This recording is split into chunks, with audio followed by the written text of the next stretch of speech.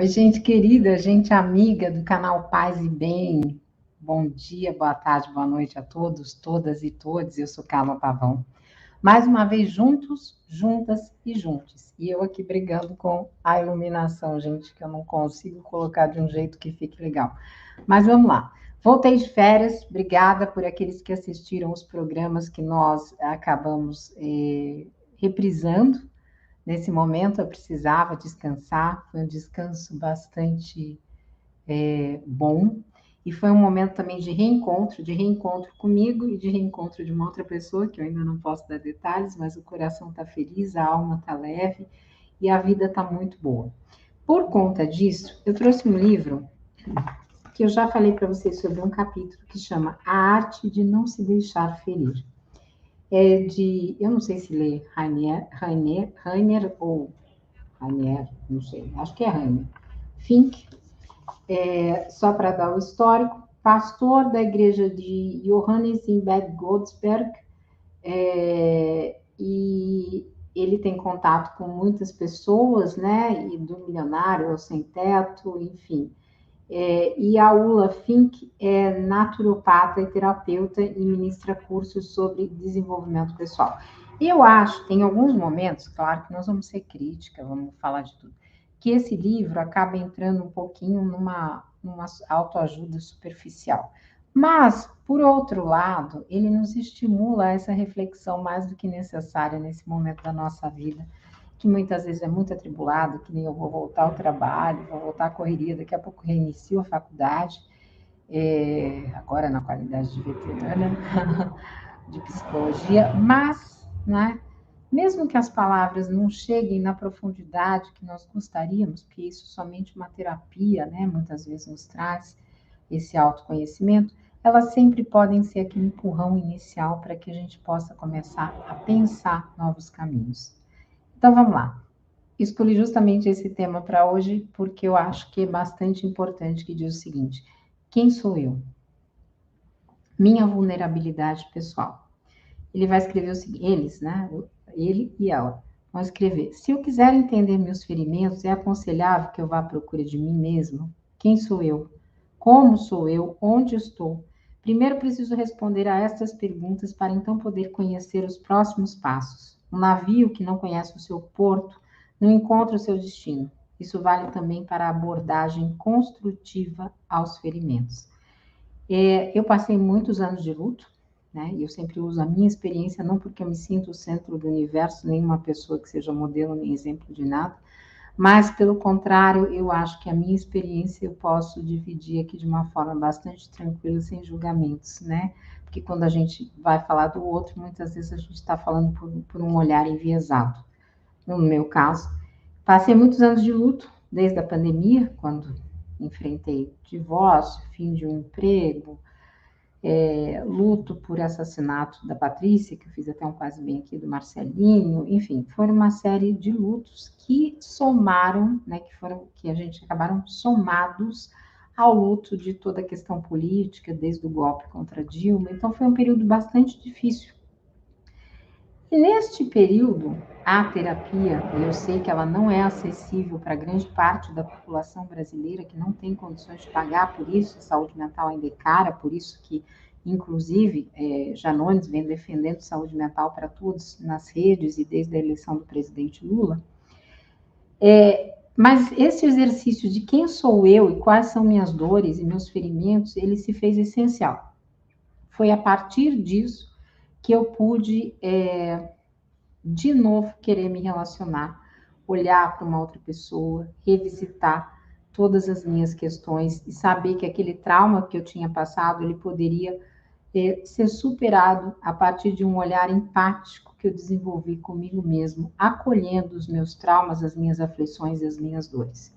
Então, e aí vai ser o segundo tópico que ele vai falar: autopercepção como pré-condição para lidar ativamente com os ferimentos. Vou ler aqui. Quando quero responder a mim mesmo a pergunta quem sou eu, pode ser útil recorrer a conceitos que já estão disponíveis e com base em diferenças e semelhanças tentam descrever personalidades. A partir da necessidade de entender melhor as pessoas, tipologias de personalidade foram criadas. Isso a gente tem também na na psicologia, né? Dos traços de personalidade. Mas vamos lá.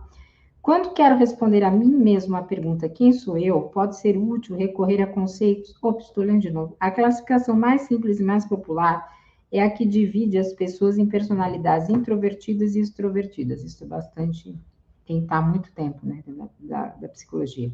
Outros modelos descrevem 4 ou 5 tipos de personalidade. Quanto mais diferenciadas as classificações ficam, mais elas se deparam com a resistência e crítica, pois lembram gavetas cada vez menores em que as pessoas são colocadas e das quais não conseguem mais sair. Cada ser humano é único. Concordamos com isso. Isso é incontestado e incontestável. Esse fato, porém, não nega que são observadas características iguais e diferentes. Isso significa determinadas classificações. Mesmo assim, cada pessoa introvertida é única. E o mesmo vale para cada pessoa extrovertida. Especialmente quando falamos de ferimentos, é uma grande ajuda a reconhecer que pessoas diferentes são vulneráveis em lugares diferentes. Existem pontos de vulnerabilidade muito distintos. Situações e eventos que podem ferir alguns profundamente e por muito tempo não são problema algum para outros. Eles superam muito rapidamente ou nem sentem como algo doloroso. Isso, de novo, vou partir para um exemplo meu. Durante muito tempo, eu me senti excluída de determinados convites e situações, era uma dor profunda, né? Porque me colocava de novo num trauma infantil quando eu lidei muito de perto com a exclusão. Hoje em dia, eu tô bem. Tem convites que eu até agradeço não se lembrar, né? Não desprezando nenhum convite, mas porque justamente quando a gente tem uma questão de que eu aprendi a me fazer companhia, né? E foi nesse momento que surgiu alguém especial. Então, vamos lá. Quando consigo, olha, vai falar isso. Quando consigo me entender melhor através do espelho de uma tipologia, posso me proteger e me preparar antecipadamente. Do outro lado, posso também entender a melhor causa dessa minha vulnerabilidade e me dedicar ainda mais a esse lado da minha personalidade. Todos conhecem a experiência de se sentir conectado imediatamente com algumas pessoas, de falar a mesma língua, de estar na mesma frequência, de simplesmente se dar bem com elas. Outras pessoas, por sua vez, deixam-nos inseguras, são estranhas ou até causam certa irritação em nós. Independentemente de nos parecerem familiares ou estranhas, ferimentos e decepções podem ocorrer em ambos os casos. Eu digo ainda mais, digo na questão do relacionamento afetivo, né? Quantos de nós já vivemos relacionamentos de anos na solidão, né? E de repente você se conecta, você acha uma pessoa que parece que vocês nunca viveram separados antes. Claro que a paixão também, segundo Freud, é um estado esquizofrênico, mas vamos dar uma folga para Freud agora. Eu sou a pessoa ferida, por isso é bom prestar atenção em mim mesma, é bom perceber e me entender. Mas em situações desse tipo, é também extremamente útil entender o outro, porque aquele outro é percebido como agressor, entender sua personalidade e suas motivações. É para isso que servem os modelos de personalidade. Aí ele vai falar sobre a tipologia das personalidades e o Enneagrama, mas o Enneagrama já tive a oportunidade de participar de uma questão de Enneagrama. Confesso que eu não me sinto muito confortável com essas questões de Enneagrama, né? Eu acho que pode ter toda a sua ciência, toda a sua questão por trás disso, mas eu vou pular essa parte do Enneagrama e vou direto para as formas básicas de medo.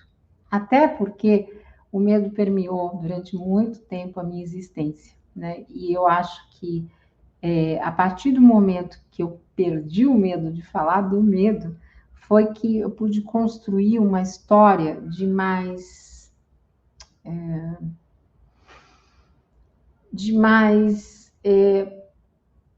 intimidade com o mundo. Então, vamos lá.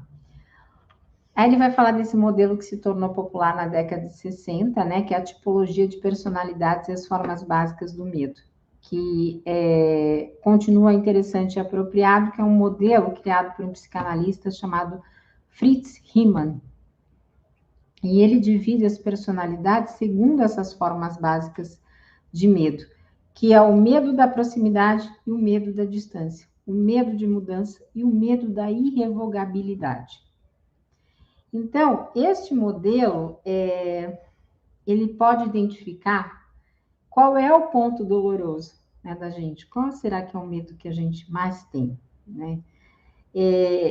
E por que que eu fico ferido quando esse medo não é visto, né? Quando as coordenadas se cruzam, né? O que que significa isso? Se meu medo de mudança, por exemplo, for muito grande e eu percebo como ofensivo quando as pessoas exigirem algo novo de mim o tempo todo, né? Pode ser uma mudança de residência, de um ambiente de trabalho que seja muito instável. Eu, por exemplo, trabalho num ambiente de trabalho onde a mudança é uma constante, né? Como é que será que está esse medo, né? Se eu tiver medo de ser abandonado, que é outro medo que eu carreguei a vida inteira, será que eu fico magoado quando o outro me deixa sozinho, quando não manda mensagem, quando apenas entra em contato raramente? Então, nós podemos fazer essas perguntas para ver qual é a proximidade que eu preciso do outro, né? Eu consigo ficar bem quando eu estou só, ou eu busco situações em que eu consiga ter pessoas à minha volta. Eu, por exemplo, tive que trabalhar isso muito fortemente em terapia. Eu tinha aversão a ficar só, né? Então, as pessoas que exigem esse meu esforço e estão ao meu redor, elas acabam roubando a minha energia, ou será que eu me sinto energizado na presença delas? Será que eu sou comunicativo, que eu gosto do contato físico? Eu costumo me entediar muito rapidamente, eu preciso de variações e distrações, eu gosto de estar em lugares conhecidos, de executar processos que eu já conheço, por exemplo, passar as férias no mesmo lugar sempre, eu pelo menos gosto, né? Eu gosto em alguns lugares, por exemplo, Rio de Janeiro, meu grande amor. Se tiver gente do Rio aí, um beijo grande. Eu iria muitas vezes. Eu já fui muitas vezes e continuaria indo muitas vezes ao Rio de Janeiro. Mas outros lugares eu já não gosto de repetir. Aliás, estive no Rio de Janeiro. Quando algo transcorre dentro de rituais específicos que eu sou familiarizado, isso me dá tédio. Eu sou uma pessoa curiosa, que gosta de surpresa, no meu caso eu sou. Ou o imprevisto me gera insegurança, né? Então, todas essas perguntas, elas vão dar um grau de estabilidade. Onde é que eu estou nesse medo, né? E talvez, agora que a gente está começando agosto, né? Segundo semestre do ano, pode fazer sentido nós fazermos essas perguntas. E se nós fizermos uma relação com espiritualidade, momento político, né? Qual espiritualidade será que se adequa mais a essa questão dos meus medos, das minhas inseguranças, né? Para mim, por exemplo, tem que ser uma espiritualidade livre, filosófica, que tenha um olhar também pela ciência. Por isso que eu estou no espiritismo. Mas qual é a espiritualidade que cada um de nós precisa? Tem gente que precisa de uma espiritualidade mais fixa, mais rígida, que vê alguém que guie os seus passos de forma mais assertiva, né? E então, cada um, de acordo com essas questões, é que vai eleger aquilo que precisa. E a questão política, nós estamos indo rumo ao segundo semestre do governo Lula, obviamente que os ataques vão se multiplicar, principalmente na mídia liberal. Então, vai ser um momento que nós vamos precisar de muita paciência, resistência e resiliência, e também de conhecimento, né? Então, vamos lá. Então, aí eu vou entrar agora, nós estamos chegando já a 14 minutos, eu não posso me estender muito mais, na visão espiritual de quem sou eu, porque depois ele vai falar mais um pouco de enneagrama, é um assunto que eu não tenho intimidade, então eu prefiro não falar para não falar coisa invertida, a minha experiência acabou não sendo muito positiva com o enneagrama, então eu vou entrar nesse quem sou eu espiritual. Já contemplamos a visão psicológica, ele fala do quem sou eu, né? Então, do ponto de vista espiritual, o ser humano possui como criatura de Deus um núcleo interior divino, o verdadeiro si mesmo, como expressa Richard Rohr e outros mestres espirituais. Se existe um verdadeiro si mesmo, existe também necessariamente um si mesmo falso. Esse si mesmo falso não é, na verdade, falso, apenas pequeno demais. Um si mesmo com uma orientação limitada, muitos chamam de ego. Esse ego, com todas as suas qualidades e fraquezas, age e reage no mundo exterior, né? Então, é importante nós termos estratégias que nos permitam sobreviver no mundo e encontrarmos esse nosso próprio caminho, que foi o que eu acabei de falar, nosso caminho de espiritualidade. Porque em algum momento, nem que seja no meio da vida, às vezes nós nos conscientizamos dolorosamente de uma estratégia que nós estamos fazendo, da sua unilateralidade e dos seus limites, né? Então, quem sou eu de verdade, né? Até agora, será que eu fui eu ou que eu preciso buscar mais? Então, nós podemos procurar esse mais no mundo exterior, em mais propriedades, em mais reconhecimento, fama, vivência. Mas nós vamos perceber que em algum momento isso não satisfaz. Então, o nosso íntimo precisa desse si mesmo verdadeiro. Nós temos até na psicologia estudos sobre o falso self, né? Em especial relacionados muito ao transtorno de personalidade narcisista, né? A psicopatia, nós temos bastante estudo científico, mas não é o caso aqui do que ele está falando. Aí ele vai dizer o seguinte: esse íntimo permanece intocado por todas as circunstâncias internas e é nesse espaço anterior, e aí ele vai citar Anselm Green, que nós somos e permanecemos sadios e livres. Então, para Richard Rohr, a fórmula ele vai citar em inglês, eu vou citar, vou dizer porque está aqui escrito em inglês, mas eu vou dar a tradução. My deepest me is God. Significa, ele está citando o quê? Santa Catarina de Gênova, que exclamou: meu eu mais profundo é Deus. Então, este núcleo divino, e para Kardec também, tá, gente? Ele existe no ser humano. E ele independe de pertencer a uma religião ou não. Um ser humano nasce e se desenvolve como indivíduo único, inconfundível, e é esse grande mistério. Então, quando nós vemos muitas vezes um recém-nascido deitado em seu berço, nós somos transformados por um temor sagrado. Tem que o milagre da vida que nos comove, de força criativa. Então, Deus está operando ali. Nós não podemos criar essa vida por conta própria. Ela nos é dada. Isso que significa que não somos filhos apenas dos nossos pais. E aí ele vai citar Khalil Gibran, e eu gosto bastante de Khalil Gibran, que ele expressa assim no seu livro Profeta, entre colchetes, os filhos, né, porque eles estão só aprimorando a frase do Khalil, né, vem através de ti, mas não de ti. Então, quando eu contemplo a minha própria vida, eu também percebo em mim Deus operando desde o início. Só porque envelheci, o milagre que eu sou não diminui, né? Não diminui nem um pouco. Minha dignidade, meu valor se dá simplesmente pelo fato que eu sou, não pelo fato de como eu sou. O verdadeiro si mesmo, ele sabe disso, né? Então, o objetivo dos caminhos espirituais é entrar em contato com esse núcleo interior, é conscientizar-se desta divindade e orientar a nossa vida a partir desse lugar mais íntimo, dentro de nós. Quando eu consigo fazer isso, né, que a gente vai se identificando com os nossos pensamentos, com os nossos sentimentos. Então, tudo isso vai criando uma instância dentro de nós, né? Nós vamos observando melhor esses pensamentos, esses sentimentos, e vamos apontando para esse verdadeiro si mesmo.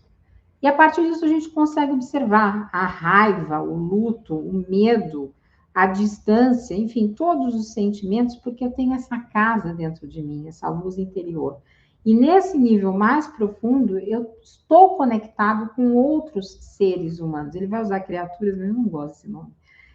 Com outros seres humanos. Os místicos normalmente falam, e aí não é o misticismo que a gente fala no espiritismo, que tem uma característica menos positiva, mas os místicos da mística, né, que nós já trouxemos vários aqui da Idade Média. Aliás, gente, quem quiser, eu tenho uma série sobre os místicos da Idade Média, dá uma olhada aí no canal, tá bom? Então, os místicos, eles falam da experiência da união com tudo. E Deus está com tudo. Nessa consciência de força divina dentro de nós, né, tem um medo que vai se dissolvendo e vai abrindo esse espaço para a confiança. E é nesse sentido que nós vamos reconhecendo na vida esse valor inestimável, esse valor que existe desde o início e que nós não precisamos merecer, nós só precisamos reconhecer a existência dele. Então, a gente só precisa, nós precisamos nos tornar o que nós já somos, né? Esse reconhecimento. Então, a conscientização que nós fazemos do nosso valor, da nossa dignidade, nos torna menos vulnerável ao entorno. E aí ele vai trazer aqui, eu vou ler para vocês, um trecho que ele trouxe aqui de Francisco de Sales. Traga seu coração de volta. Quando seu coração vagueia ou sofre, com cautela, traga-o de volta para o seu lugar e coloque-o suavemente na presença de Deus. E mesmo quando você não tiver feito nada em sua vida, além de trazer de volta o seu coração e de colocá-lo novamente na presença de Deus, apesar de ele sempre ter fugido dela, após você o trazer de volta, a sua vida se cumpriu. Lindo, né? Eu queria aproveitar esse momento e mandar um beijo para toda essa comunidade querida, que felizmente nós estamos há tantos anos aqui juntos, juntas e juntos, e mandar um beijo para essa pessoa que me ajudou a trazer meu coração de volta. Um beijo grande, gente. Paz e bem. A programação do canal segue e espero que vocês tenham um lindo restante de semana. Paz e bem, gente.